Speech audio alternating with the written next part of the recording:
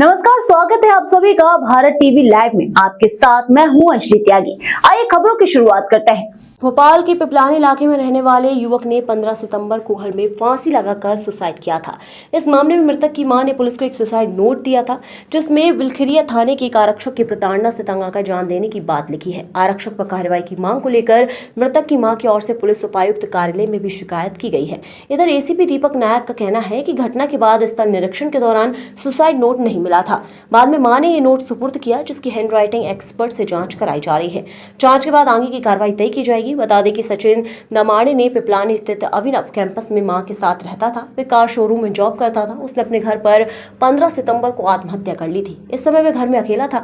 उसकी मां इस समय नर्मदापुरम में थी। वहीं मृतक की मां की ओर से पुलिस उपायुक्त कार्यालय में एक आवेदन दिया गया है, जिसमें दावा किया गया है कि पिपलानी पुलिस को बेटे का सुसाइड नोट सौंपा है, जिसमें लिखा था कि मेरा बेटा आत्महत्या का कोई इरादा नहीं था। वहीं बिलखिरिया थाने का पुलिस वाला संजय सिंह सिसोदिया मुझसे 1 लाख रुपए की मांग कर रहा है। रकम नहीं देने पर जेल भेजने का दबाव बना रहा है। मुझे इंसाफ दिलाने पर इस पर कार्रवाई जरूर कराना। वहीं इस आवेदन में सुसाइड नोट को भी संलग्न किया गया। मां ने दावा किया है कि बेटी ने जब बेटे के कमरे की तलाशी ली तो एक डिब्बे में उसे सुसाइड नोट मिला था। बताया जा रहा है कि मृतक के बैंक खाते का इस्तेमाल साइबर फ्रॉड में किए जाने की जानकारी बिलखिरिया पुलिस को मिली थी। एक साइबर ठगी के केस की जांच में मृतक का अकाउंट चिन्हित किया गया था। इसी केस से नाम निकलवाने के लिए आरक्षक सचिन से रकम की मांग कर रहा था। सचिन की मां ने शिकायत में लिखा था कि बेटे की सुसाइड से एक दिन पहले संजय सिंह सिसोदिया उसके घर पहुंचा था। इस बात की जानकारी उन्हें मोहल्ले वालों ने दी थी।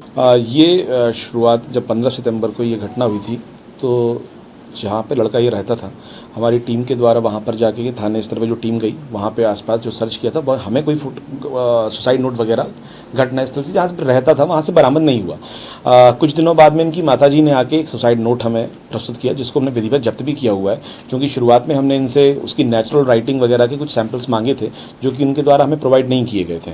अब हालांकि उनके द्वारा दे दिए गए हैं और हमने बोर्ड ऑफिस से भी उसके सुसाइड जो उसकी नेचुरल राइटिंग से रिलेटेड चीज़ें हैं, जो उसने एग्जाम में कॉपियाँ वगैरह दी होंगी, तो वो हमने मांगी है, ताकि हम उसका ड्राफ्ट भेज सकें और ये निर्धारित कर सकें कि ये जिस लड़के ने सुसाइड किया था, ये सुसाइड नोट उसके द्वारा ही लिखा गया है। क्या लग रहा है इसमें सर? इसमें चूंकि बेसिकली एक मोबाइल चोरी की कहानी थी, मतलब चोरी की कहानी क्या रिपोर्ट थी, जिसमें से कि बिलखिरिया थाने से जो आरक्षक है उससे भी हमने बुला के पूछताछ की थी। तो उन्होंने ये बताया कि सर हम तो एक मोबाइल चोरी का मोबाइल था, जो कि सर्चिंग में हमें कहीं और चलते पाया गया था, जिसकी जानकारी ली जा रही थी। तो उसमें से कुछ मोबाइल बेचने की एक स्टोरी है और उसमें से पैसे ट्रांसफर होकर एक खाते से दूसरे खाते में इस लड़के के खाते में पैसे आए थे।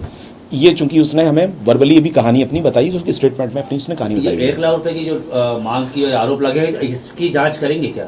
नहीं, अगर ये फैक्ट्स पाए जाएंगे तो बिल्कुल इसकी जांच की जाएगी।